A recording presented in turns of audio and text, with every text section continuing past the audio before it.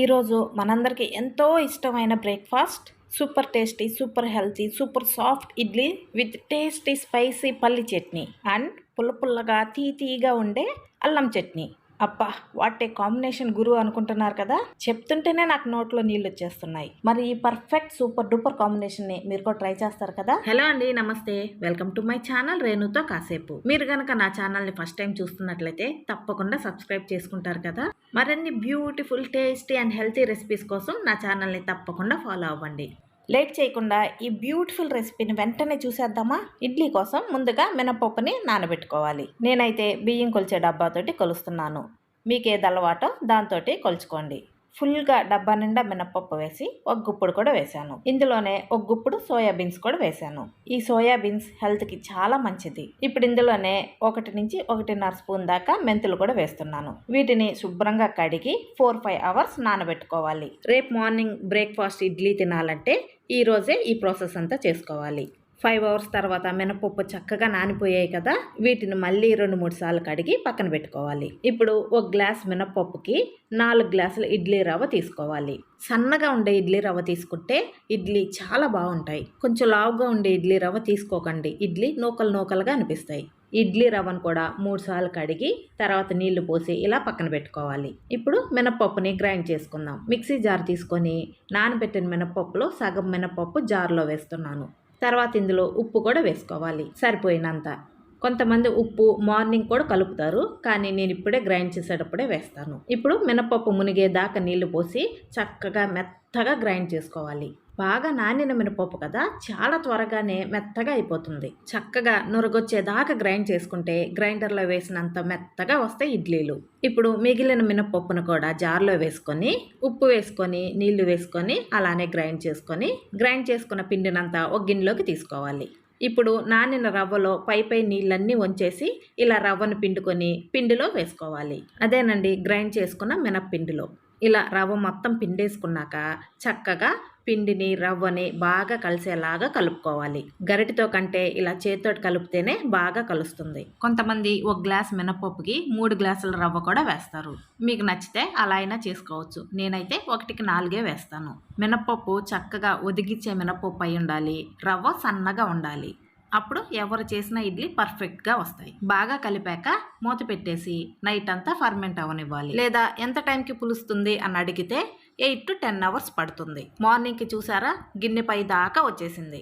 ఇప్పుడు ఈ పిండిని బాగా కలుపుకోవాలి. కొంచెం సేపు ఇలా బాగా కలిపితే ఆ నొరగ కొంచెం తగ్గుతుంది. అప్పుడు ఇడ్లీ పెట్టుకోవడానికి ఇడ్లీ పిండి రెడీ.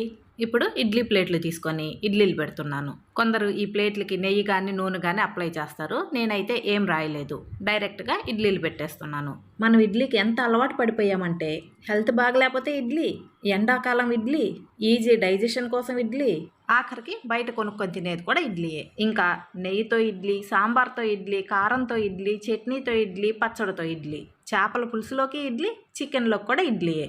కింద ప్లేట్లో ఇడ్లీ ఉంటే పైన ప్లేట్ హోల్స్ ఇడ్లీ పైన ఉండేలా చూసుకొని ఇడ్లీ పెట్టుకోవాలి. ఇడ్లీ పాత్రలో 2 గ్లాసులు నీళ్లు వేసుకొని ఇడ్లీ పెట్టేసుకొని మూత పెట్టేసుకొని 10 నుంచి 15 నిమిషాలు ఉడకనివ్వాలి. ఫ్లేమ్ మీడియం టు లోలో మాత్రమే ఉండాలి, హైలో పెడితే పొంగిపోతాయి. ఇడ్లీ ఉడికేలోపు పల్లి చట్నీ చేసుకుందాం. స్టవ్ ఆన్ చేసుకొని ఒక కడాయి పెట్టుకొని అందులో 2 స్పూన్లు నూనె వేసుకోవాలి.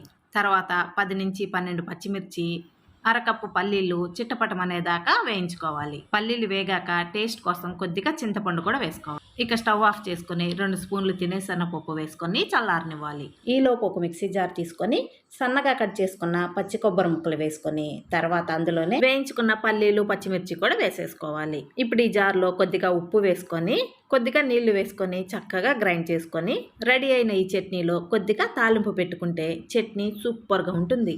పల్లీలు కొబ్బరి రోజు కొద్దిగా తింటే హెల్త్కి చాలా మంచిది కనుక మన పెద్దవాళ్ళు ఇలా చట్నీ రూపంలో మనకు అలవాటు చేసుంటారు.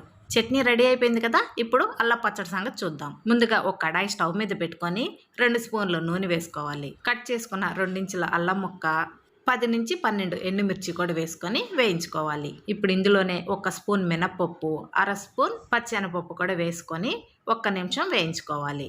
ఇలా ఒక్కొక్కటి వేస్తూ వేయించుకుంటూ ఉంటే అవే వేగిపోతాయి. ఇందులోనే 2 స్పూన్లు ధనియాలు కూడా వేసుకోవాలి. వీటిని కూడా 1 నిమిషం వేయించుకున్నాక ఇందులో కొద్దిగా కరివేపాకు కూడా వేసుకొని వేయించుకోవాలి. ఇలా గ్రైండ్ చేసే వాటిలో ఎక్కువ కరివేపాకు వేసుకుంటే తీసేయకుండా ఉంటారు. ఇప్పుడు ఇందులోనే పావు స్పూన్ మెంతులు, పావు స్పూన్ ఆవాలు కూడా వేసుకొని 1 నిమిషం మళ్ళీ వేయించుకోవాలి. తర్వాత ఇందులోనే తెల్ల నువ్వులుంటే 1 స్పూన్ వేసుకోండి, లేదంటే 2-3 జీడిపప్పు వేసుకోండి. మంచి కమ్మనైన రుచి వస్తుంది. తర్వాత 1/2 స్పూన్ జీలకర్ర, కొన్ని వెల్లుల్లి రెబ్బలు అన్నీ చక్కగా మంచి రంగులో వేగాయి కదా. ఇంకా స్టవ్ ఆఫ్ చేసుకొని 1 పావు స్పూన్ మిరియాలు వేసుకోవాలి. నేను ముందుగానే ఒక మీడియం సైజ్ నిమ్మకాయ అంతా చింతపండుని నానబెట్టి ఉంచాను. పప్పు దినుసులు, ఎండుమిర్చి చల్లారాయి కదా. ఇప్పుడు వీటిని మిక్సీ జార్లో వేసుకోవాలి. సరిపడినంత ఉప్పు వేసుకొని చక్కగా గ్రైండ్ చేసుకోవాలి. తర్వాత నానబెట్టిన చింతపండు నీళ్ళతో సహా వేసేసుకొని మళ్ళీ గ్రైండ్ చేసుకోవాలి. ఇప్పుడు ఇందులోనే టేస్ట్కి తగినట్టు బెల్లాన్ని కూడా వేసుకోవాలి. ఈ బెల్లం వేయటం వల్ల ఈ పచ్చడికి ఎంత టేస్ట్ వస్తుందంటే ఉత్త పచ్చడే నాక్కొని తినేస్తారు, అంత బాగుంటుంది. ఇప్పుడు ఇందులోనే కొద్దిగా నీళ్లు వేసుకొని మెత్తగా గ్రైండ్ చేసేసుకోవాలి. అంతే, చాలా సింపుల్గా అల్ల పచ్చడి కూడా రెడీ అయిపోయింది. ఒకసారి టేస్ట్ చెక్ చేసుకొని బౌల్లోకి తీసేసుకోవచ్చు. ఈ అల్ల పచ్చడి మీలో ఎంతమందికి ఇష్టం? ఒకసారి తప్పకుండా నా స్టైల్లో చేసి చూడండి, ఎంత రుచిగా ఉంటుందో మీకే తెలుస్తుంది. చట్నీలు 2 రెడీ అయిపోయాయి కదా. ఇప్పుడు ఇడ్లీ సంగతి చూద్దాం. ఇడ్లీ ఉడికిన స్మెల్ వచ్చేసింది. సో స్టవ్ ఆఫ్ చేసేసి మూతేసేస్తున్నా. వావ్, తెల్లగా మల్లెపువ్వు లాంటి ఇడ్లీ రెడీ అయిపోయాయి కదా. ఇప్పుడు వీటిని వేడివేడిగా సర్వ్ చేసేసుకుందాం. నూనె కానీ నెయ్యి కానీ ఏం రాయలేదు ప్లేట్లకి, కానీ ఎంత ఈజీగా వచ్చేస్తున్నాయో కదా. సోడా కానీ ఏమి వేయలేదు, కానీ ఎంత సాఫ్ట్గా ఉన్నాయో ఇడ్లీ. వేడి ఇడ్లీ పైన ఇలా కొద్దిగా నెయ్యి వేసుకుంటే చిన్నపిల్లలు కూడా గుటుక్కుని తినేస్తారు. నచ్చిన వాళ్ళు వేసుకోండి నెయ్యి, నచ్చిన వాళ్ళు స్కిప్ చేసేయండి. టేస్టీ చట్నీ అండ్ పుల్లగా తీయగా ఉండే అల్ల పచ్చడి. నాకు చెప్తుంటేనే నోట్లో నీళ్ళు వచ్చేస్తున్నాయండి. ఈ బ్యూటిఫుల్ అండ్ టేస్టీ కాంబినేషన్ని మీరు కూడా ఒకసారి తప్పకుండా ట్రై చేయండి. ఎప్పుడు అందరిళ్లలో చేసుకునే ఇడ్లీయే కానీ ఒక్కొక్కరు ఒక్కొక్కలా చేస్తారు కదా. చిన్న చేంజెస్ ఉంటాయి. సో ఈసారి నేను చూపించినట్లు ఇలా ట్రై చేస్తారు కదా. ఈ చట్నీలను మాత్రం అస్సలు మిస్ అవ్వద్దు. ఈ చట్నీలు ఇడ్లీ, దోశ, పొంగల్ దేంట్లోకైనా చాలా బాగుంటాయి. మిగతా పిండిని నేను స్టీల్ డబ్బాలోకి తీసేసి ఫ్రిడ్జ్లో పెట్టేశాను. ఈ రోజు కంటే రేపు ఇంకా సాఫ్ట్గా వస్తాయి ఇడ్లీలు. ఇలా 3-4 డేస్ ఫ్రిడ్జ్లో పెట్టిన పిండితోటే ఇడ్లీలు వేసుకోవచ్చు. పిండి అయిపోయేదాకా సూపర్ సాఫ్ట్గానే వస్తాయి ఇడ్లీలు. పిండి రెడీగా ఉంటుంది కాబట్టి మార్నింగ్ బ్రేక్ఫాస్ట్కైనా లేదా నైట్ డిన్నర్కైనా సరే ఈజీగా పెట్టేయచ్చు. ఈరోజు చట్నీతో తిన్నాం కాబట్టి రేపు సాంబార్తో తింటే బోర్ కూడా కొట్టదు. మరి ఈరోజు వీడియో మీకు నచ్చితే like, share, comment and subscribe చేయటం మాత్రం మర్చిపోవద్దు. Thank you for watching. Eat healthy, stay healthy.